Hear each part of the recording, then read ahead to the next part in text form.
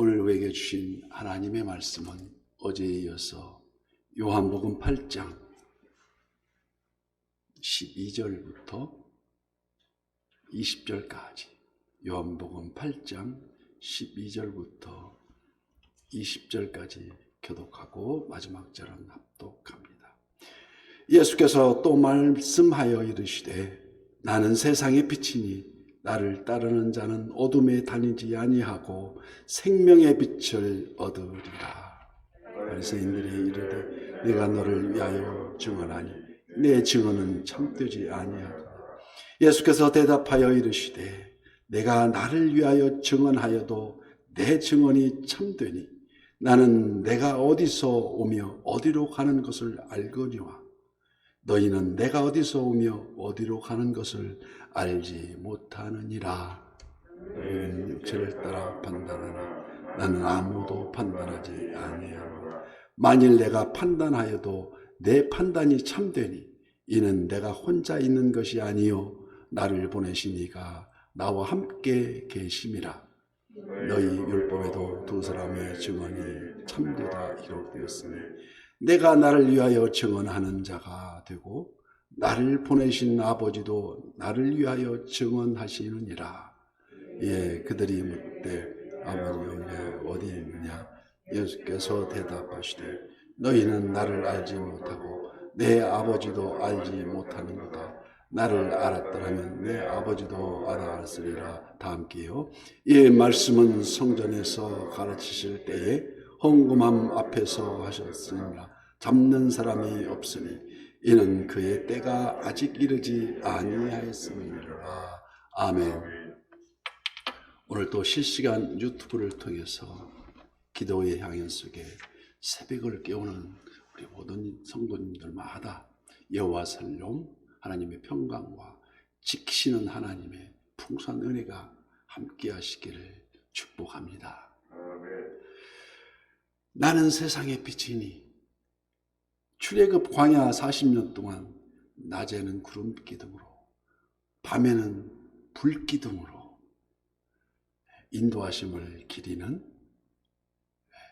그 초막절, 오늘 본문의 배경은 그 초막절 마지막 날에 누구든지 목마르거든 내게로 와서 마시라고 나를 믿는 자는 성경의 이름과 같이 그 배에서 생수의 강이 흘러나오리라고 외치시며 예수님 말씀은 마치 갈급한 영혼의 담비와 같은 말씀이었고 지친 영혼 깨어나 새 힘을 얻는 그런 말씀이었습니다.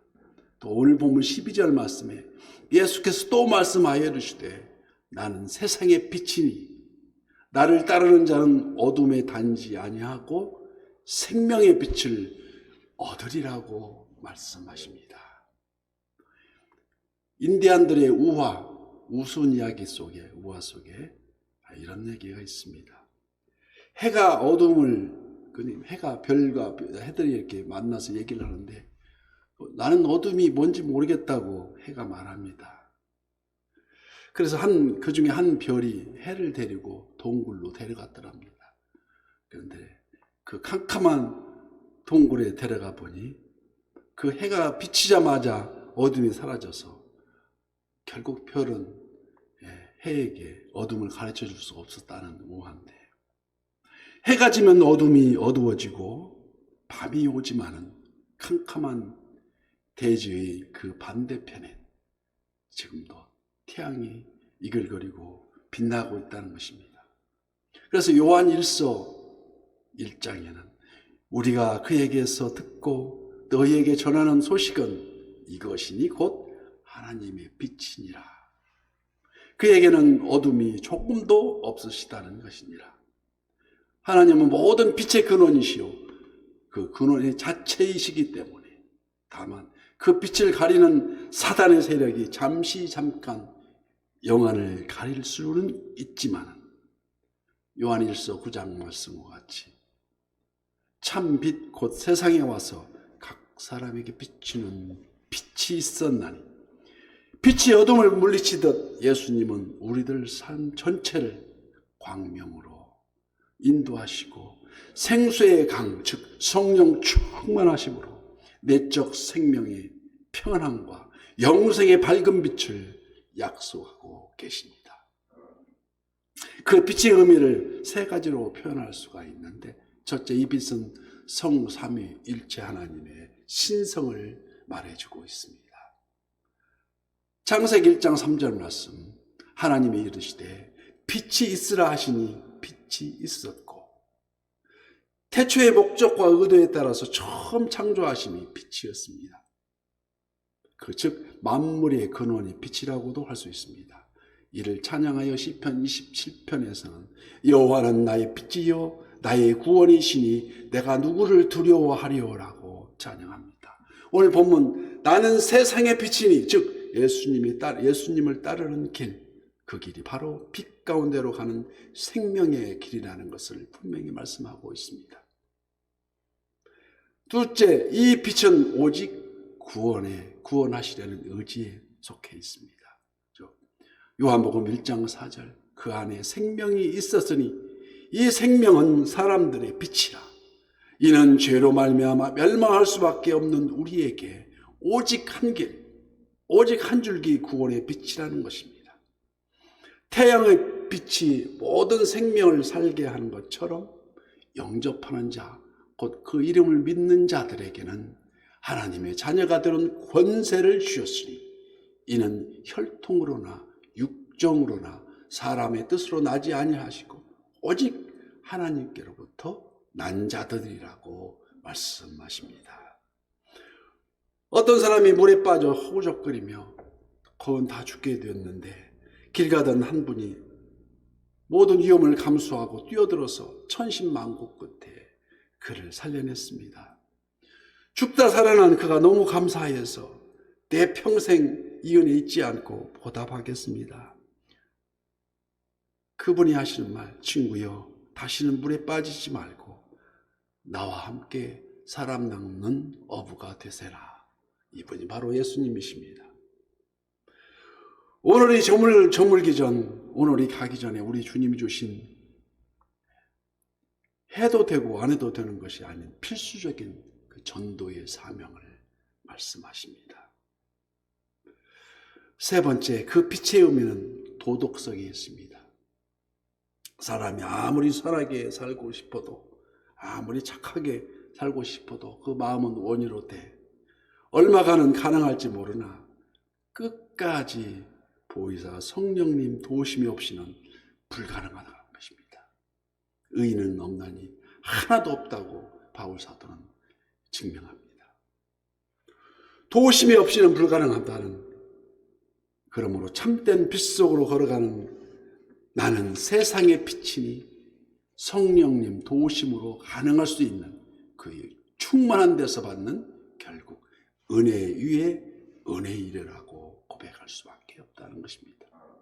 그런데도 이에 대하여 본문 13절 말씀, 바리새인들이 이르되 네가 나를 위하여 증언하니 네 증언은 참되지 아니하도다. 이 말씀의 근거는 유대인의 율법에 두 사람 이상이 증인함으로 이 사실을 인정하는 그 판례가 있어서 이 모든 말씀이 증거되지 아니하시는 사실이 인정하지 못하겠다는 것입니다. 그래서 14절 말씀 예수님께서 대답하여 이르시되 내가 나를 증언하여도 내 증언이 참되니 나는 내가 어디서 오며 어디로 가는 것을 알거니와 너희는 내가 어디서 와서 어디로 가는 것을 알지 못하느니라. 이 말씀은 곧 하나님께로부터 보내어졌으며 또 장차 하나님께로 돌아가야 하심을 말씀하십니다. 그래서 승천이라 하시면 원래 있던 곳으로 다시 올라간다는 뜻이 아니겠습니까? 그러나 성경은 증언합니다.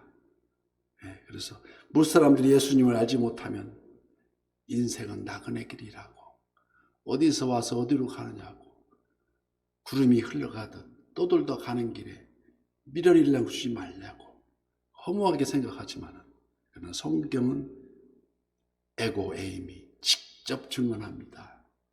나는 나라고 나는 세상의 빛이라고, 나는 생명의 떡이라고, 양의 문이라고, 생명의 물이요 선한 목자라고, 참 포도나무라고, 너희는 가지라. 내 가지에 붙어있지 아니하면 모두 다 말라서 죽는다고. 부활이요 생명이요, 예수께서 이르시되 내가 곧 길이요 진리요 생명이니 나로 말미암지 않고는 아버지께로 올 자가 없느니라고 분명하게 말씀하십니다. 얼마나 답답하시면 직접적으로 말씀하시는 게 아니겠습니까? 실질적으로 이 모든 증거를 십자가 부활과 승천하심으로 확증하셨다는 것입니다. 이는 바로 십자가의 길이요 십자가의 도라고. 그래서 십자가의 도가 멸망하는 자들에게는 미련한 것이요 구원을 받는 우리에게는 하나님의 능력이라고 말씀하십니다. 교회사 2000년 역사 동안 속에 수많은 이교 집단들이 우후죽순격으로 일어났다가 다시 다 사라져가고, 초대교회의 참혹한 환란과 핍박 속에서도, 그리고 오늘에 이르기까지 그 찬란한 진리의 꽃은 영원한 줄 믿습니다.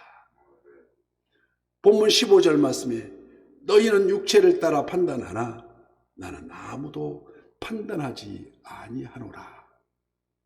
예수님은 공생애 동안 죄인을 불쌍히 여기시고 병든 자들을 긍휼히 여기셨습니다.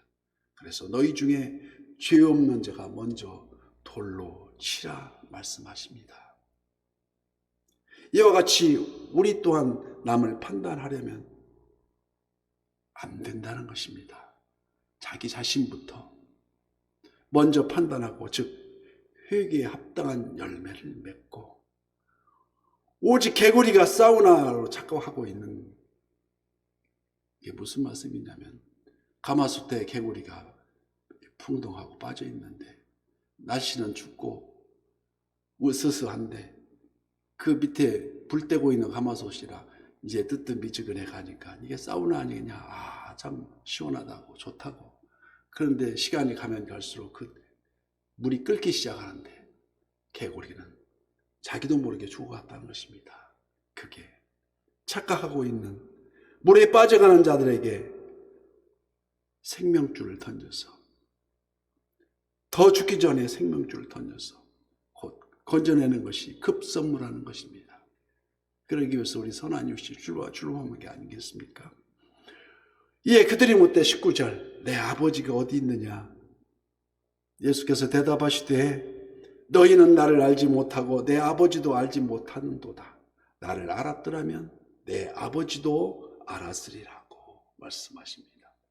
오늘도 많은 사람들이 예수님을 역사적 인물로만 받아들여서 유교를 주장하는 공자 아닌 말씀, 공자, 불교의 석가모니, 이슬람교의 마호메트와 함께 4대 성인이라는 둥, 답답한 말을 말하는 것은, 저도 마찬가지로 예전에는 어렸을 때부터 교회에 나갔으면서 국민학교 3학년 때부터 교회에 참석해서 학생 회장을 거쳐서 했으면서도 그렇죠, 지식으로 아는 하나님만을 하다가 60이 다 되어서야, 59이어서야 13년 전에 그때서야 신학에 입문하게 되었어. 입문하게 된 동기가 바로 말씀이었습니다. 도대체 하나님이 살아계신다는데 그 말씀으로만 살아있었지 내 자신의, 내 가슴 속에는 전혀 그런 게 없었습니다. 그래서 이제부터 회개에 합당한 열매를 맺는다는 게 그때에서 알았습니다. 그래서 말씀이 살아 움직인다는 것, 가슴에서 뜨거워지지 않으면 그 말씀이 죽어있는 말씀이 되었었고, 살아 움직이면 그 말씀이 살아서 움직이기 시작하는데, 바로 시편 1편의 말씀이 살아 움직였습니다. 복 있는 사람이 어떤 길이냐 도대체, 나는 다 망했는데 복 있는 사람은 악인의 길을 쫓지 아니하며 죄인의 길에 서지 아니하며 오만한 자의 자리에 앉지 아니하고 오직 여호와의 율법을 즐거워하여 그 율법을 주야로 묵상한다는데, 근데 그게 어떻게 살았으면, 야, 인생 살아가는데 쫓아가고 달려가다가 지치면 걸어가고 걸어가다 지치면 앉는데 또 앉았다가 다시 피곤하면 누워서 자지 않겠느냐. 그 말씀이 그렇게 살아서 움직이는데 악인의 길을 쫓지 않으면 그 쫓아가는 길이 악인한테 쫓아가지 말고 걸어가는 그 길이 악인의 길에 서지 않고 그 길이 악인의 길에 서지 않고 악인의 길을 쫓지 아니하고 그다음에 앉아 있는 자리가 오만한 자리에 그 자리에 앉지 말고 오직 누워 있을 때도 오직 주야로 묵상하라. 잠자면서도 묵상하는 그 말씀이 살아서 움직이는데 은혜가 되지 않을 수가 없습니다. 살아서 움직이다는 것입니다. 그래서 우리도 그 역사적인 우리 예수님이 아니라 태초에 하나님이 천지를 창조하시니라 그의 하나님의 성부 성자 성령 삼위일체 하나님의 그 성자 하나님을 그저 지식으로만 알고 있었다라는 현실입니다. 오늘도 마찬가지입니다.